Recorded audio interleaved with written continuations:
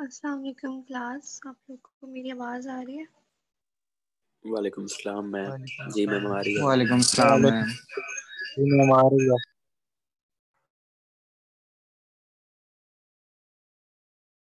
Okay जी, lecture start करते हैं। अगर कोई इशू हो, कोई क्वेश्चन हो, आप लोग मुझसे चैट पे पूछ सकते हैं और उसके बाद हम अटेंडेंस लेंगे। और कोई भी इशू होगा at the end of the lecture you can ask.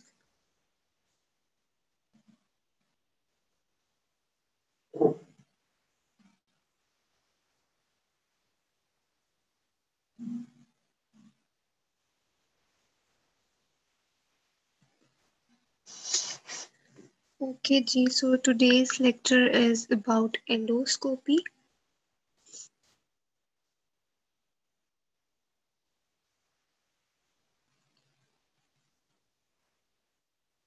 So let's talk about its history first.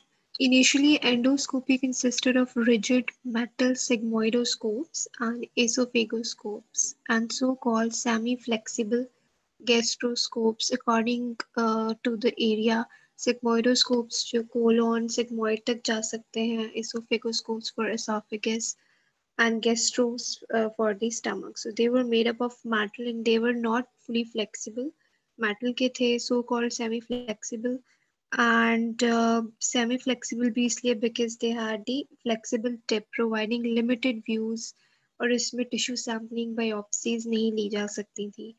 And also because these endoscopes were made up of metal and they were rigid, so they provided large discomfort to the patients. Better gastric visualization was achieved with intragastric cameras. इसके साथ जब attach किए गए devised by Japanese because of their focus on gastric cancers. So cameras के through जो है उसमें the doctor could see the anatomy and the inside of the organs. The introduction of fiber optic bundles by British scientists used for of electric signal or image transmission led quickly to the development of truly flexible gastroscopes. In the mid 1960s, इसमें fibre optics के through इसका वही जो है वो function होगा कि उस कैमरा के साथ वहां से इमेज फाइबर ऑप्टिक्स लेके जाएगा with the attached monitor. So the doctors could see the image over the computer or the monitor. Another important technical breakthrough occurred in the 1980s with the introduction of video chip technology. जिसमें there is high resolution image without the need of connecting the scope to both the light source and video camera, and the image could be saved. Fiber optics में connection जरूरी होता है with the light source and then to the cameras, but video chips simply store it and then that could be seen. Secondly, it was of high resolution, but still fiber optics ही ज़्यादा use होते हैं in our setup. Purpose of endoscopy, it is a non-surgical procedure and it allows a physician to examine a person's digestive tract and includes the study of esophagus, stomach and duodenum using an endoscope, a flexible tube with a light and camera. Attached to it is inserted in the patient digestive tract and the physician can view the pictures of digestive tract on a color TV monitor. EGD, esophagogastroduodenoscopy, esophago for esophagus, gastro for stomach and duodenum के लिए है जी duodenum. So it is a procedure during which a small flexible endoscope is introduced through the mouth और अगर smaller caliber endoscope हो तो through the nose भी enter हो सकता है, advancing through the pharynx, esophagus, stomach and duodenum तक जाएगा. इसको हम upper GI endoscope भी कह रहे होते हैं because ये duodenum से आगे नहीं जाता. लेकिन जो enteroscope होता है, it is a longer endoscope that can be introduced beyond the ligament of Treitz into the jejunum. EGD is used for both diagnostic procedures and therapeutic procedure. Most modern endoscopes now use a video chip for better imaging as opposed to older endoscope in which fiber optics are used for image transmission. So this is an endoscope. तो यहाँ से control होती है. यहाँ पे इन्होंने knows के through दिखाई हुई है कि it is passing through the nose and pharynx and then into the esophagus, stomach and up to the duodenum. और इसके एंड पे ये लाइट सोर्स और कैमरा अटैच्ड होता है. And this is how the physician can see it on the monitor TV. This is the esophageal sphincter. It is normal. और ये duodenum show की हुई है at the area of ampulla.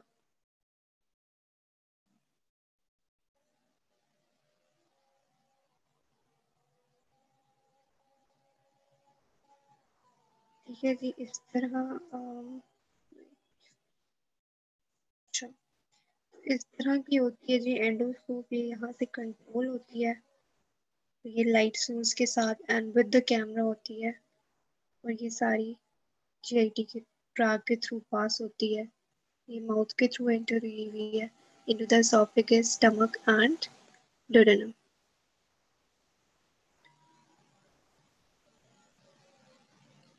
Okay. What is colonoscopy? It can be passed into the large intestine colon through the rectum to examine the area of intestine. Endoscope या upper GI endoscope जो through the mouth or nose up to duodenum. और अगर enteroscope है थोड़ा उसकी length ज़्यादा है तो it can be up to jejunum.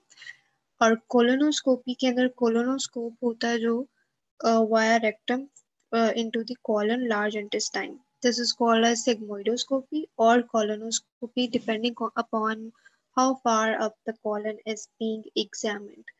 A special form of endoscopy called endoscopic retrograde cholangiopancreaticography (ERCP).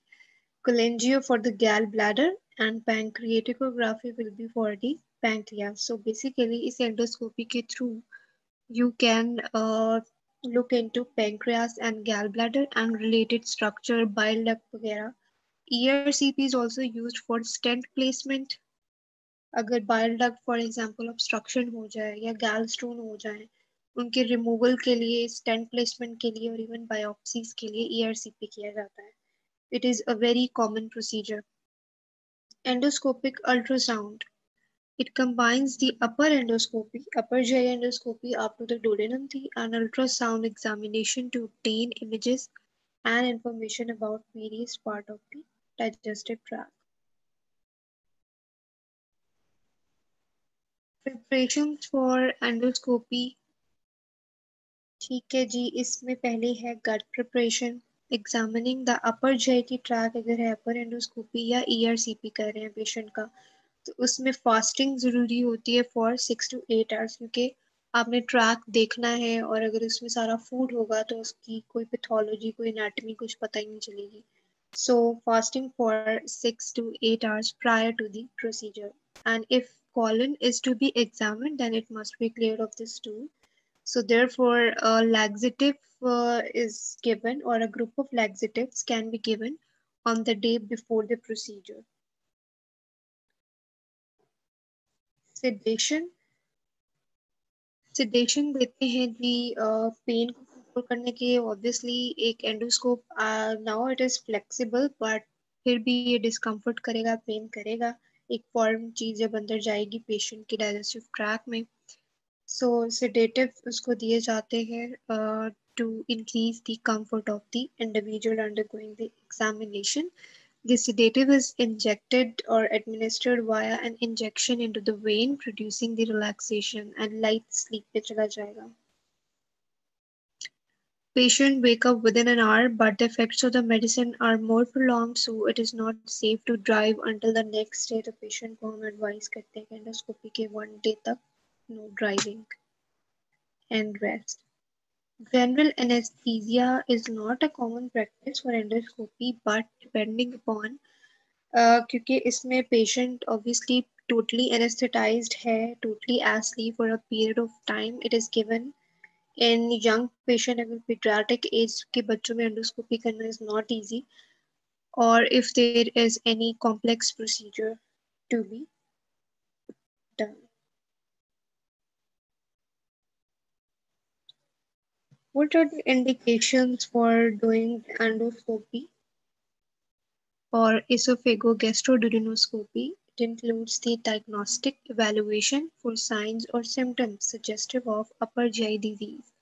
For example, dyspepsia है, indigestion है, pain है पर abdomen में, लेकिन वो diagnose नहीं हो रही.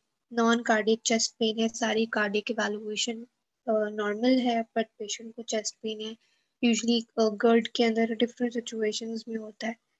और अगर वो डायग्नोज नहीं हो रहा सो डायग्नोसिस के लिए हम यूज करेंगे surveillance of upper GI cancer in high risk settings, biopsy for a known or suggested upper GI disease like in syndromes, neoplasm है, cancerous conditions हैं और infection के लिए biopsy लेंगे. To evaluate the reason of stomach pain, sometimes stomach pain undiagnosed होती है, सारे test पे कुछ नहीं होता, so then you go for endoscopy in the end to evaluate the ulcers, gastritis or difficulty in swallowing, digestive tract bleeding हो रही है, तब एंडोस्कोपी के थ्रू उस ब्लीडिंग को भी रोका जा सकता है, उसको डायग्नोज करने के लिए, उसकी ट्रीटमेंट के लिए थेराप्यूटिक यूज भी है. Changes in bowel habits, chronic या कांस्टेंट कॉन्स्टिपेशन है और डायरिया है, उसके लिए हम करेंगे पॉलिप्स और growth in the colon, even removal of the polyps के लिए भी की जाती है. And in endoscope polyps are outgrowths in the mucosa. So in addition, an endoscope may be used to take a biopsy. Biopsy में बिल्कुल minor सा tissue remove कर लिया जाता है to look for the presence of disease. External therapeutics. Digestive tract problem की treatment के लिए use करेंगे. As in अगर active bleeding हो रही है from the ulcer तो उसको stop करने के लिए. Because the devices can be passed through the endoscope that can stop the bleeding. For example, कोई artery है, कोई जो bleed कर रही है, so instrument can be passed through the endoscope and that can be ligated. In the colon, polyps can be removed through the scope to prevent the development of colon cancer because polyps are at the risk of developing the cancer. Also using ERCP gallstones that have passed outside the gallbladder and into the bile duct, उनको भी ERCP के through remove कर दिया जाता है.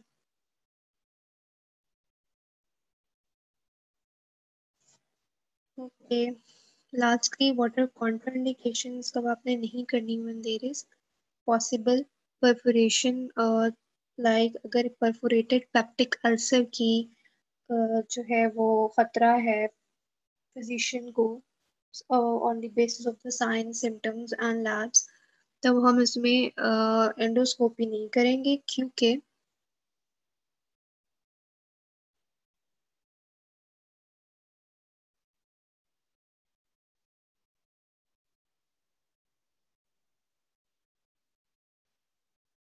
Sedatives and general anaesthesia एक time पे तो कभी भी नहीं देंगे. यूजुअली जो है सेडेटिव देते हैं जिससे लाइट स्लीप में होती है और पेन जो है पेशेंट को कम फील होगी. General anaesthesia is not a normal thing to do only under special circumstances. अगर पेडियाट्रिक एज का हो पेशेंट, ठीक है, यंग चिल्ड्रन के अंदर, क्योंकि ऑब्वियसली उनके अंदर एंडोस्कोपी करना is not possible with the sedative light sleep में भी. और दूसरा, अगर कोई और कॉम्प्लेक्स प्रोसीजर करना है जिसमें आपको ये खदशा होता है कि पेशेंट टॉलरेट नहीं कर सकेगा, वरना अदरवाइज सेडेटिव्स देते हैं, पेन होती है, पेशेंट टॉलरेट कर जाता है. So they are not given together. Local anaesthesia इसमें हम लोकल नहीं दे रहे होते क्योंकि लोकल वो होता है जो किसी एक साइट के लिए होता है, ठीक है. जिस वो फॉर एग्जांपल स्किन का कोई एरिया है, आप उसी अगर हैंड के अराउंड किसी एरिया में आप लोकल इंजेक्शंस लगा दें, वो सब डर्मल इंजेक्शंस होते हैं, ठीक है, वो वेन के अंदर भी नहीं होते. तो उसमें सिर्फ वही एरिया जो है वो आपका एनेस्थेटाइज होता है. जैसे आप किसी डेंटिस्ट के पास जाते हैं, वो आपको लोकल एनेस्थीसिया देता है, ठीक है जी, और दांत वहां से सुन्न हो जाता है. So that is a local anaesthesia. General anaesthesia जो है वो आईवी के थ्रू ही जाता है. ठीक है, और उसमें पेशेंट बिल्कुल एस्लीप है और पेशेंट की सारी मॉनिटरिंग जो है वो आपकी इस पे हो रही होती है, ओवर द मशीन, उसकी ब्रीदिंग पैटर्न सब कुछ अंडर मॉनिटरिंग होता है। सो वो आपका डायरेक्ट ब्रेन पे इफेक्ट हो रहा होता है in the general anaesthesia. So these are two totally different things, और इसमें हम सिर्फ लाइट सेडेटिव्स इंजेक्ट कर रहे होते हैं।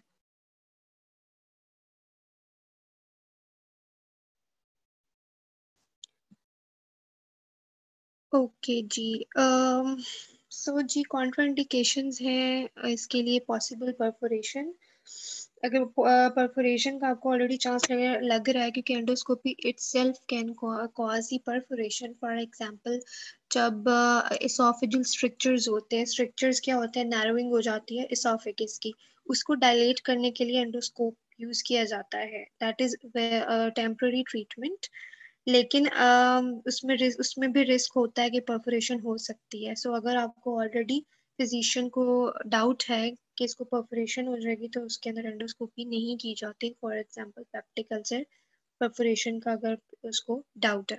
मेडिकली अनस्टेबल पेशेंट है, पेशेंट कोमा में है, अनकॉन्शियस है, या फिर पेशेंट को रिसेंटली कोई भी प्रॉब्लम हुई, लाइक एंजाइना या एमआई हुआ था रिसेंटली, तो ऐसे पेशेंट्स में नहीं करेंगे। अनविलिंग पेशेंट्स में ऑब्वियसली नहीं करते। एंटीकोगुलेंट्स पे है, ब्लीडिंग के चांसेस होते हैं, सो उस पेशेंट में नहीं करेंगे। और if the patient is undergoes gone any head and neck surgery, again उसमें चांसेस होते हैं शॉक के या फिर ब्लीडिंग के।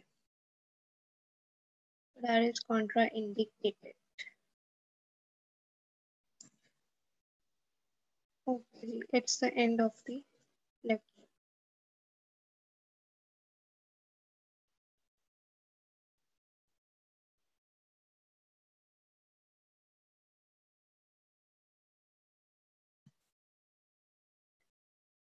हाँ जी, कोई क्वेश्चन है किसी का?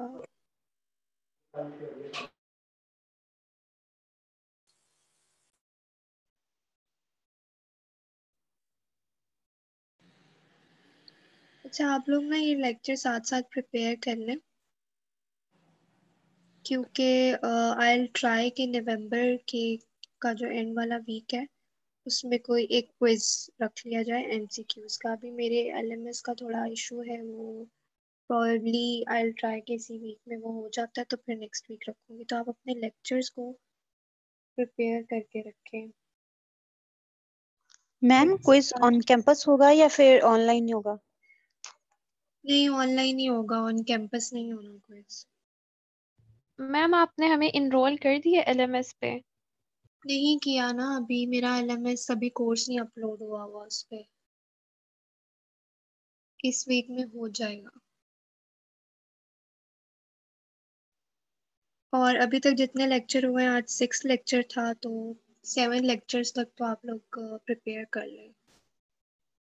ठीक है जी, अब अटेंडेंस लगाते हैं। अगर किसी की अटेंडेंस रह जाए तो वन पे मुझे बता दे, और किसी का कोई इशू हो जाता है नेट का या कुछ भी ड्यूरिंग अटेंडेंस, तो वो मुझे बाद में मेल कर दिया करें।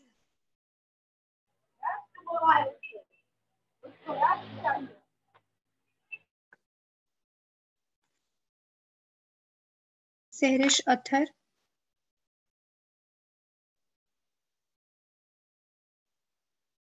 Sahrish Athar absent. Aqsa Rashid, Aqsa Rashid absent. Sumaiya Sajjad,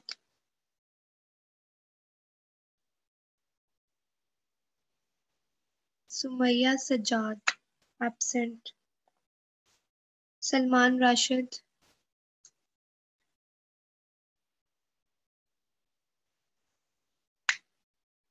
present. Akifa Javed, ये भी कभी नहीं होती। आरफा कबीर, आकिफा प्रेजेंट है आज। आरफा कबीर एब्सेंट। इरम ताहिर, इरम ताहिर एब्सेंट। सैयदा बतूल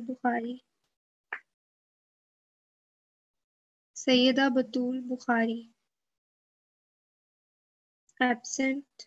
एमन Raza Arfa is present. Okay, Iram Tahir भी प्रेजेंट है।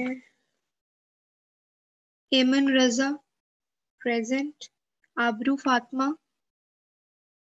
प्रेजेंट। सबाहत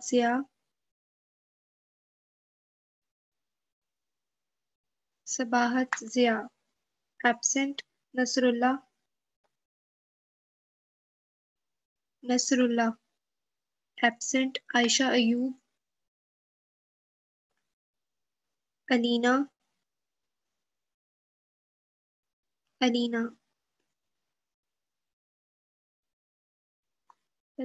एब्सेंट।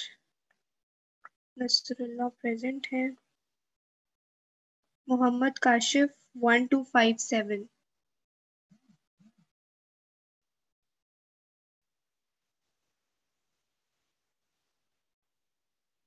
जी नहीं, स्क्रीनशॉट का आइडिया देने का बहुत शुक्रिया।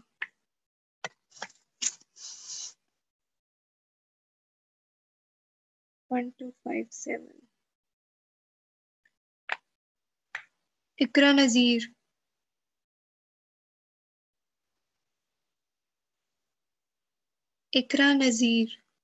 Absent. Fatima Abdullah present. Ahmad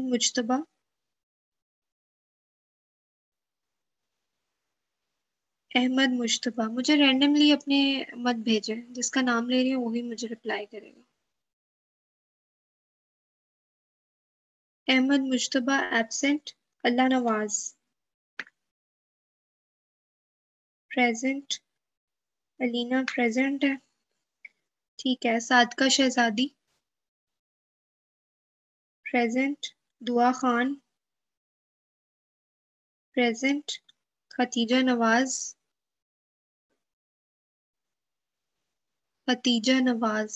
absent. Hafiz Mohammad Salman present. Ragiza Anam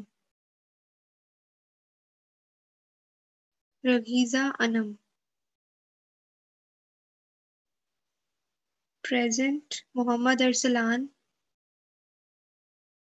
present. Mohammad Aman Khatija Nawaz present है। Mohammad Aman absent. Ayesha Nasir absent. Eman Habib present. Mohammad Hamid present. Mohammad Amir Tahir present. Rabia Irfan present. Sumaiya Sadia absent. Umair Ahmed present. Ikram Sharif present. Mohammad Shaheer present. Linta Yaqub present. Samiya Shahid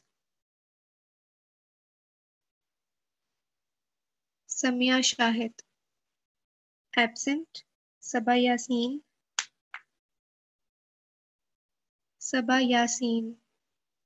present. Ghania Khan present. Daud present. Sumbal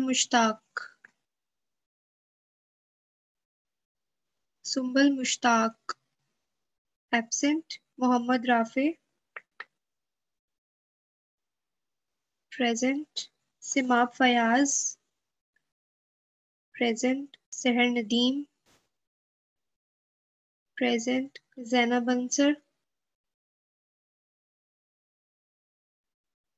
Zainab Ansar absent. Kashif Maqsood present. Waleed Malik present. Taimur Mujahid present. Nudrat Noor present. Muhammad Kashif 44061 present. Ummi Ayman absent. Muhammad Abdullah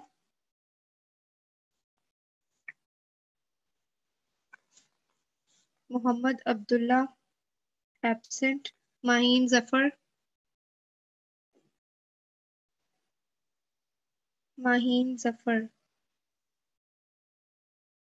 Sumaiya Sadia ठीक है सुमैया आपकी लग गई है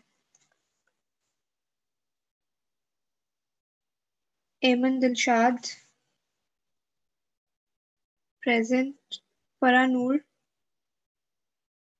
present Rehma Suhail present Nadir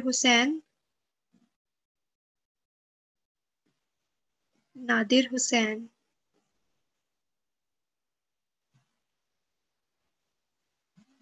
Fakhra Zafar present Maheen present Sara Anwar present Afzal Ahsan present Memuna Tariq present Ayesha present Aliya Shahbaz present Reeba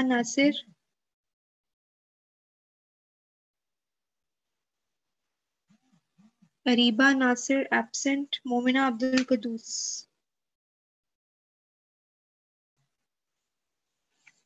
present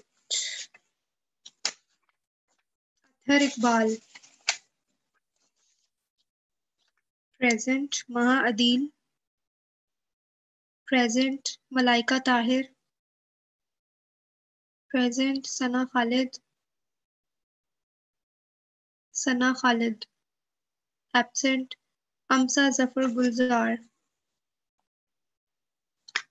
अमसा Zafar absent Safa Noor present Muaz Arshad Amsa present है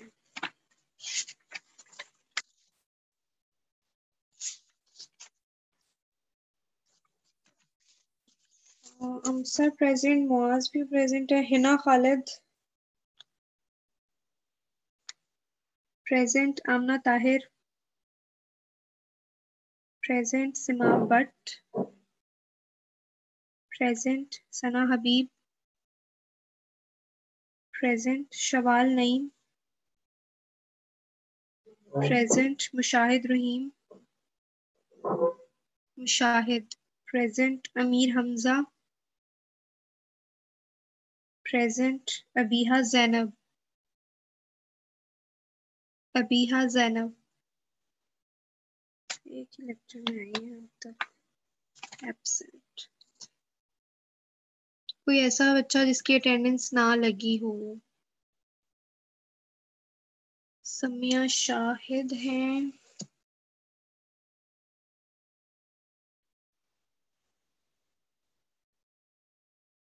मलीहा मरियम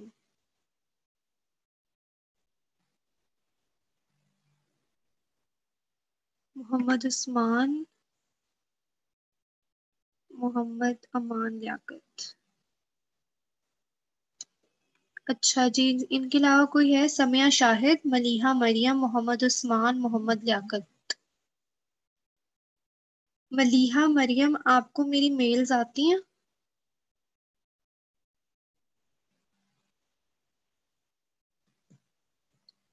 नहीं आती अच्छा मलीहा आपने मुझे मेल करनी है with this issue so I can add you इसके अलावा और कोई जिसका कोई अटेंडेंस इशू हो या उसको मेल ना आती हो तो मुझे मेल करके बता दे। और आपने ये भी करनी है फिर। चले ठीक है, गुड।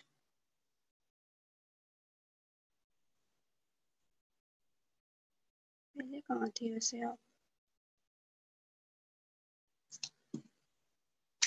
ओके जी, कोई इशू हो तो you can mail me and ask me questions. और थर्सडे को होगा नेक्स्ट लेक्चर, इंशाल्लाह अपना लेक्चर प्रिपेयर कर लें, साथ साथ 7 लेक्चर्स इंक्लूडेड होंगे इन योर क्विज। ओके जी, अल्लाह हाफिज।